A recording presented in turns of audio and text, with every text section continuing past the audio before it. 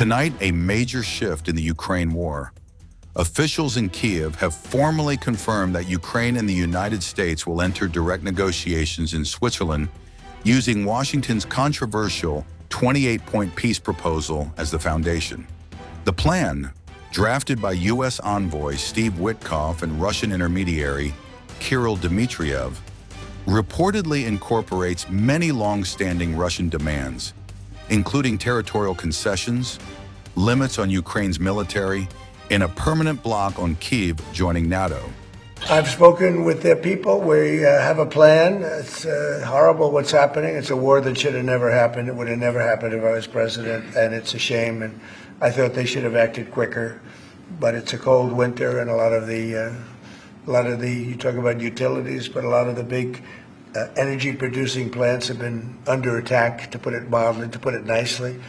We have a way of getting peace, or we think we have a way of getting peace. He's going to have to approve it.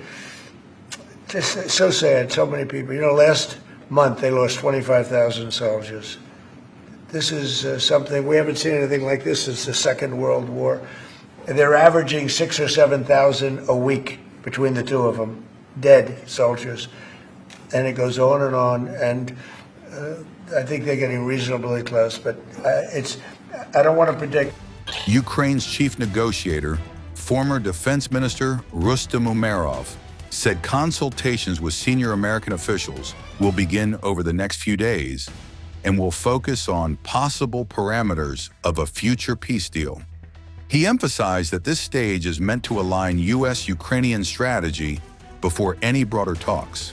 This comes as Zelensky faces intense internal pressure from a $100 million corruption scandal, a rebellion inside his own party, all while Russia continues to push forward on the battlefield and bomb Ukraine's power grid amid dropping temperatures.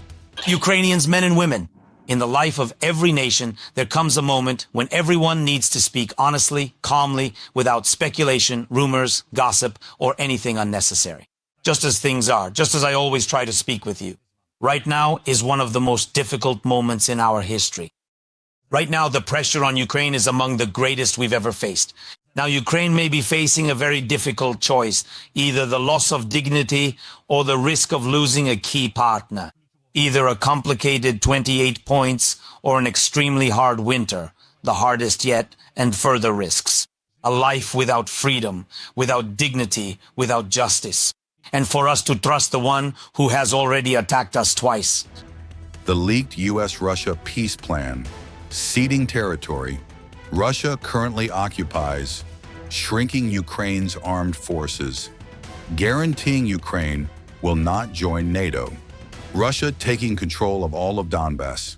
Meanwhile, Russia is advancing on multiple fronts, especially near Pokrovsk in Donetsk, while devastating strikes on power plants are causing the worst electricity shortages since the war began.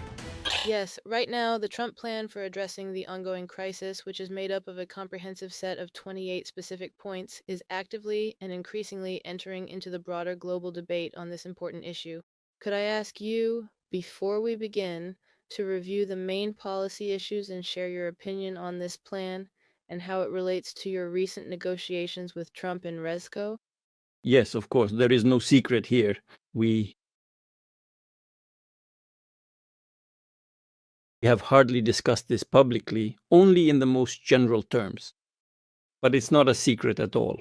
President Trump's peace plan for resolving the situation in Ukraine was discussed before the meeting in Alaska. And during these preliminary discussions, the American side asked us to make certain compromises to show, as they put it, flexibility. The main point of the meeting in Alaska, the main goal of the meeting in Alaska. At the G20 summit in Johannesburg, Western leaders held an urgent closed-door session on the U.S.-crafted peace plan for Ukraine.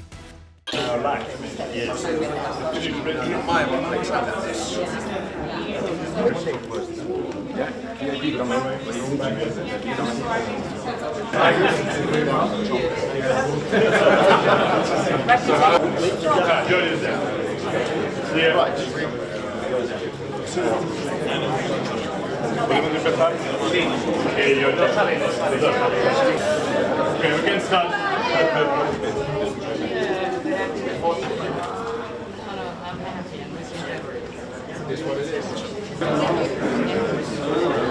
Thank you.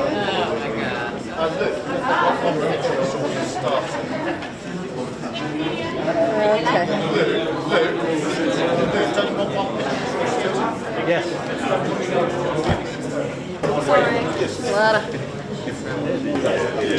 Okay, thank you so much. Thank you.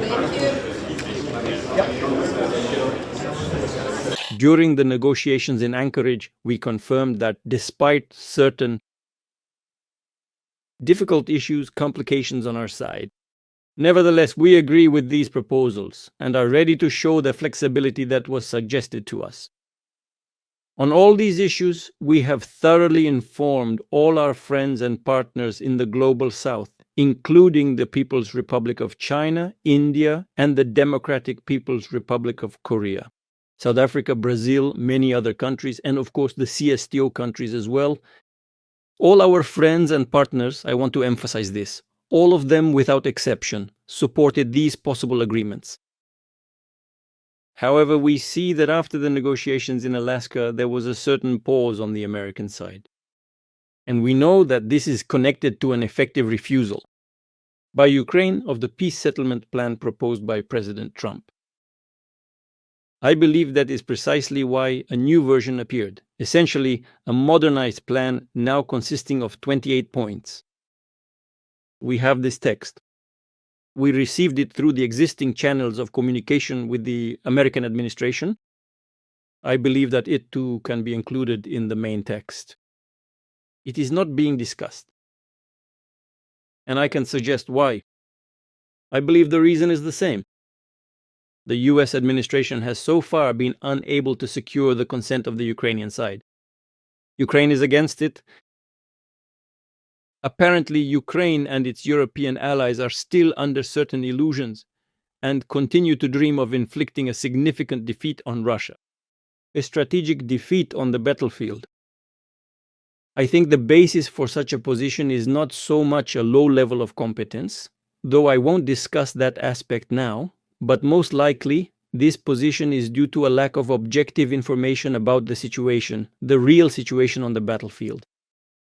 And apparently neither in Ukraine nor in Europe do they understand.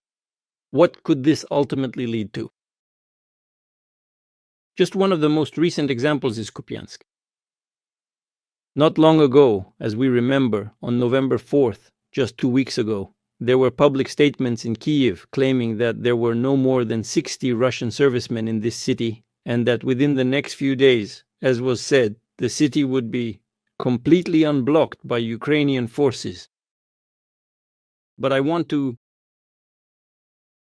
inform you that already at that time, on November 4th, the city of Kupiansk was almost entirely and completely under the control of the Russian armed forces.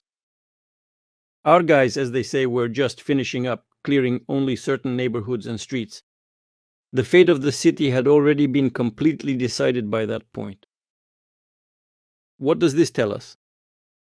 Either the Kyiv leaders do not have objective information about the situation at the front, or having it, they are simply unable, they cannot objectively assess it.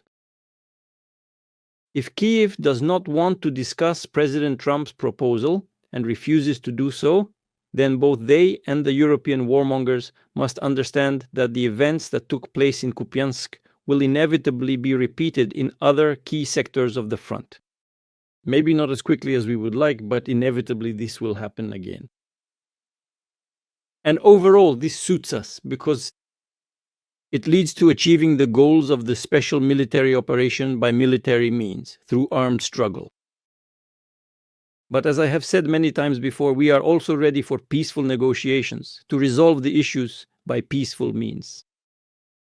However, this of course requires a substantive discussion of all the details of the proposed plan.